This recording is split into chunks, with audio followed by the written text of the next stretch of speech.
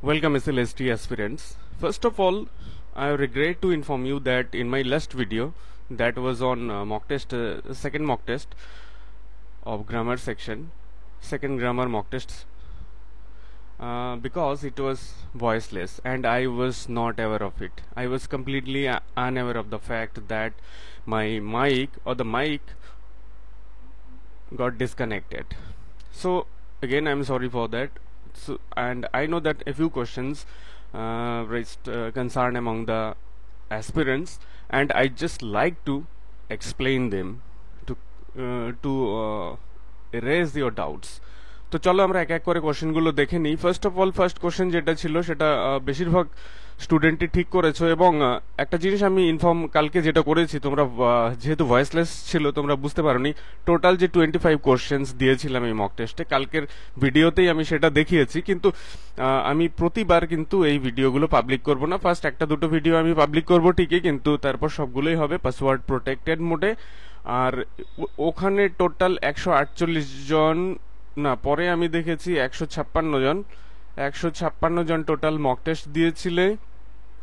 156 জনের মধ্যে আমি দেখেছি 23 প্লাস বা 23 to 24 স্কোর করেছো। সম্ভবত লাস্ট আমি দেখলাম 6 জন 23 প্লাস স্কোর করেছো, 20 প্লাস স্কোর করেছো, মানে 20 থেকে 23 পর্যন্ত স্কোর করেছো। প্রায় 36 কি 38 আমি ভুলে গেছি, লাস্ট ভিডিওতে আমি বলেছিলাম। অনেকগুলো মক টেস্ট আমি কন্ডাক্ট করছি, প্রতিদিনই দুটো করে ব্যাচ আমার থাকছেই, তার জন্য এগুলো মনে রাখা খুবই কঠিন। তো এই মক টেস্টটা, এই গ্রামারের মক টেস্টটাই আমি এন্ট্রি ফিস 99 রেখেছিলাম, এবং এই মক টেস্টগুলো চলবে টিল এক্সাম, এবং এর কোনো number of mock test validity নেই। 3 মাস পরে এক্সাম হলেও এই মক টেস্টগুলো পাবে, 6 মাস পরে এক্সাম হলেও সপ্তাহে 2 দিন করে মক টেস্ট পাবে, এবং বাই চান্স দেখা গেল যে 1 বছর পর এক্সাম হলো, তবুও উইকলি 2টো করে মক টেস্ট পাবেই, এবং তারপর আমি অ্যানালাইজ করে দিব অ্যাবাউট ইউর ডাউটস।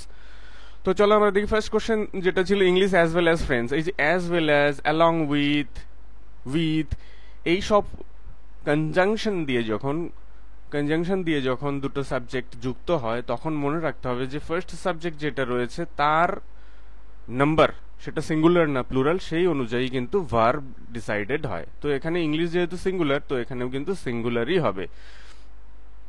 তাহলে ওয়াজ হচ্ছে English as well as French was taught here in the academy.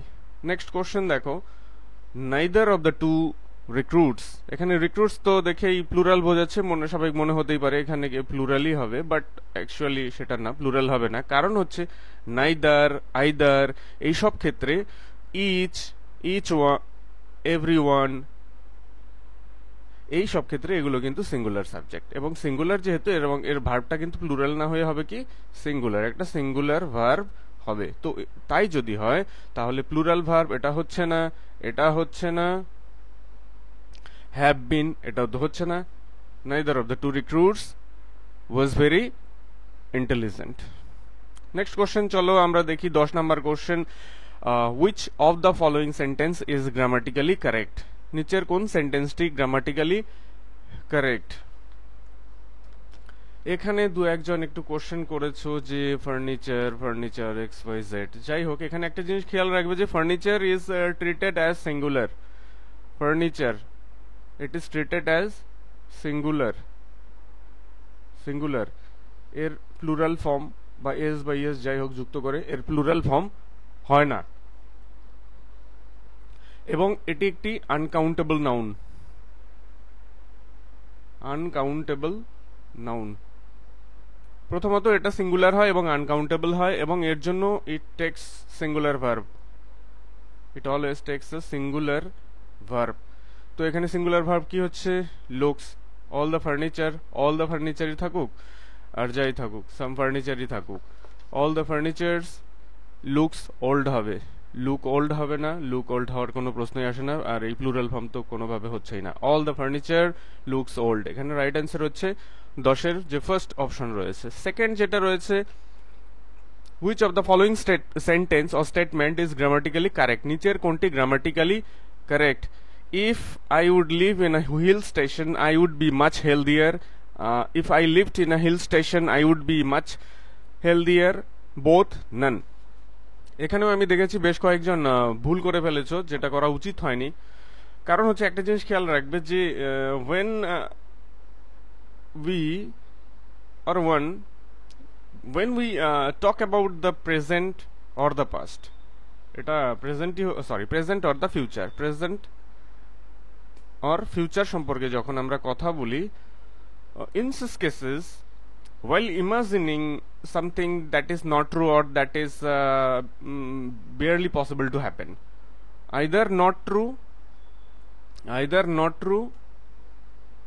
we should speak about either not true or barely possible, or I mean impossible, অর্থাৎ যেটা সত্যি নয় অথবা barely possible বা সম্ভবই নয়, এইরকম যদি কোনো ব্যাপার নিয়ে আমরা ইমাজিন করি, তাহলে সেখানে আমরা ইফ ক্লজ ইউজ করলে তারপরে কিন্তু উড ইউজ করব না, তার পরিবর্তে আমরা কি ইউজ করব, ভার্বের পাস্ট ফর্ম।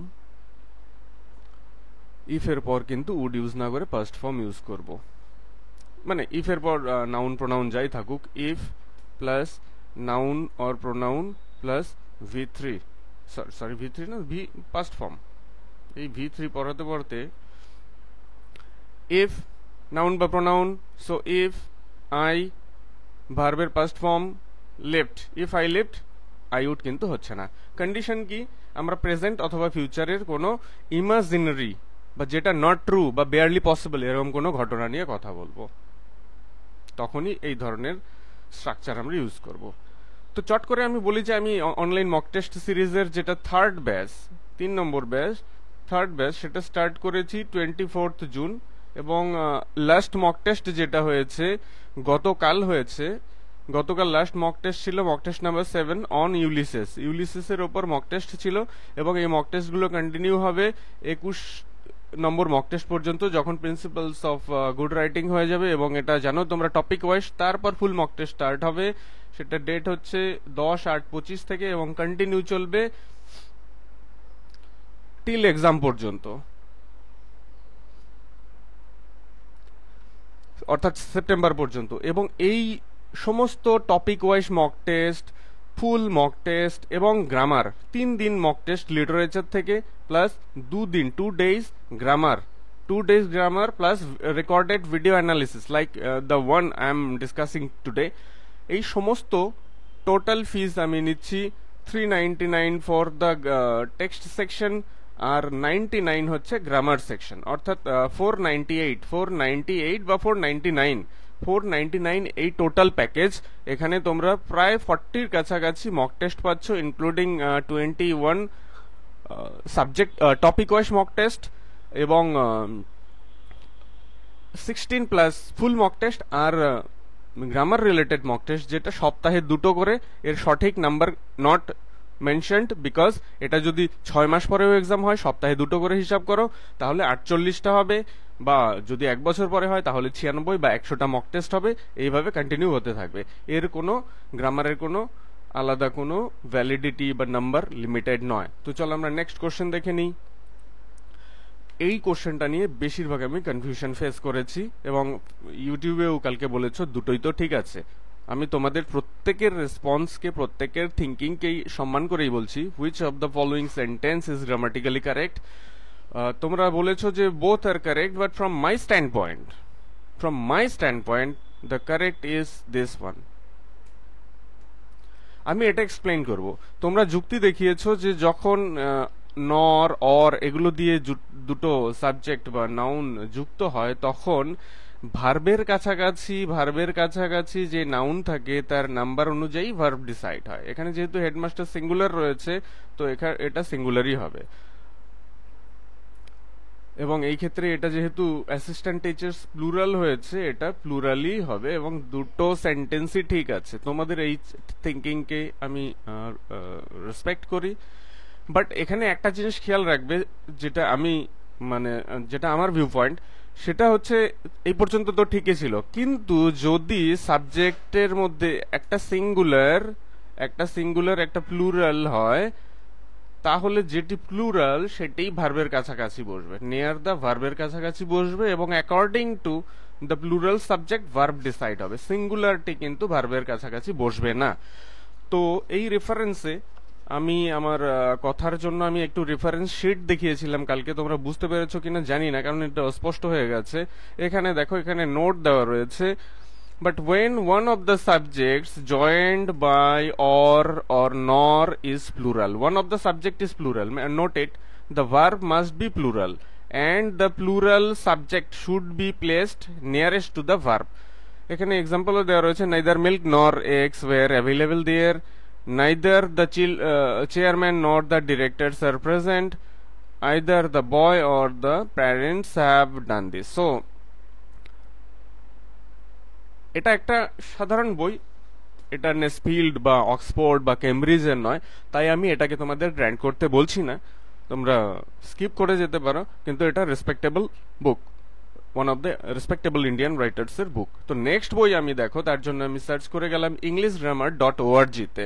englishgrammar.org অক্সফোর্ড কেমব্রিজের মতোই অ্যান ইনস্টিটিউট অফ ইন্টারন্যাশনাল রিপিউট, যারা ভার্চুয়াল গ্রামার সার্ভিস প্রোভাইড করে, এবং এটা নেটিভ স্পিকারদের মেনটেন করা একটা portal.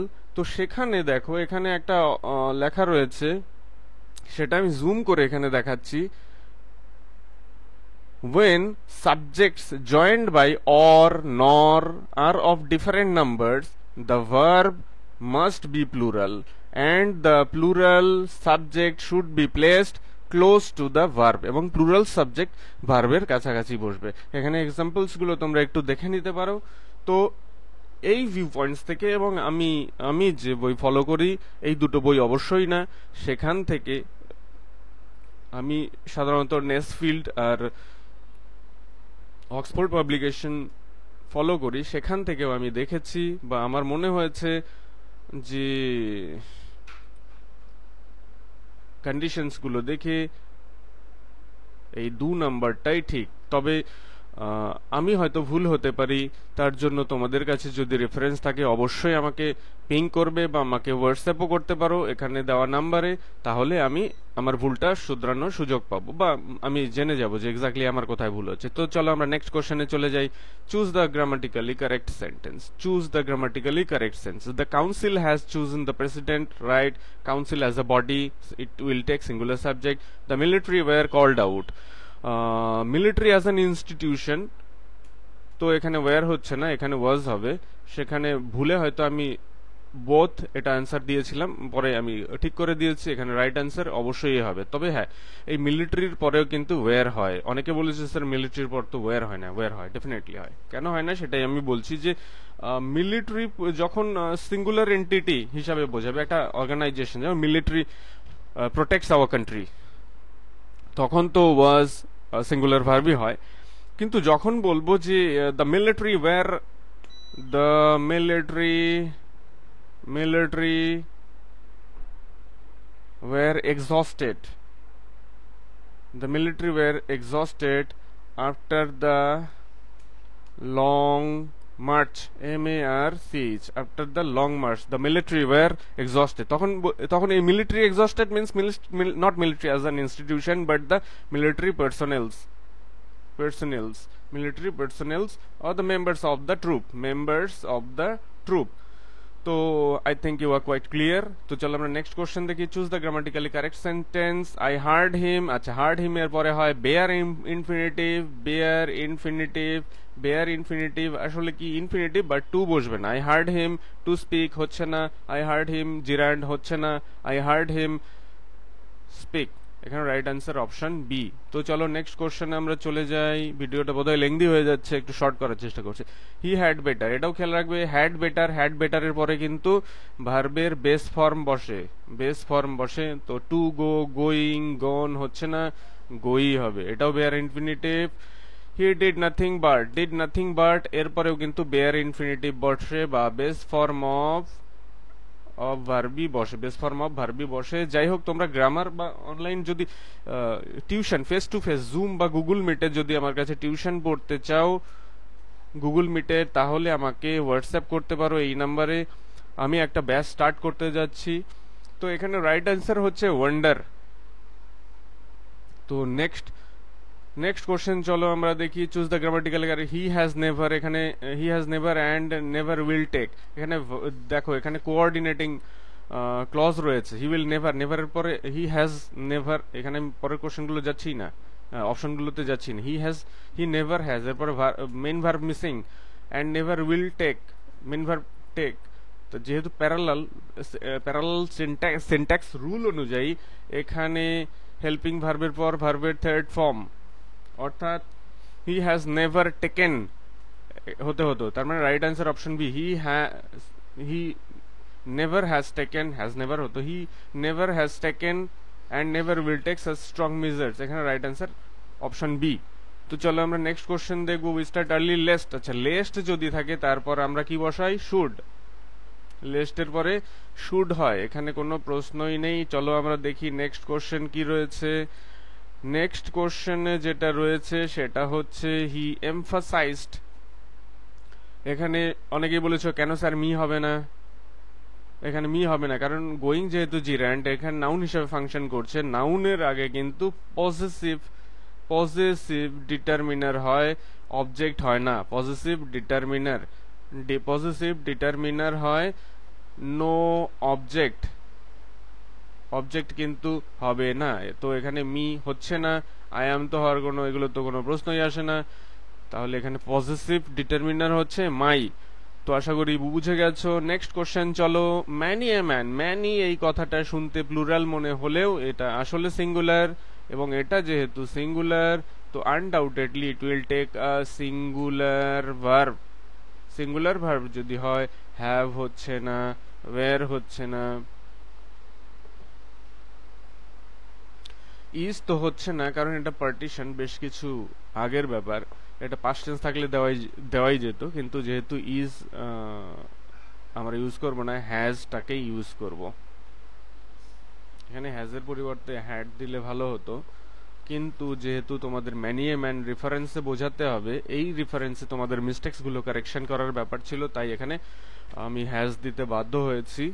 So this was today's presentation. I hope this will help you to explore more fully the grammar section, and if you are happy with my presentation, don't forget to subscribe. আমি সাধারণত subscribe করতে বলি না, কারণ আমি জানি যারা active learner তাদের বললেও না বললেও যেটা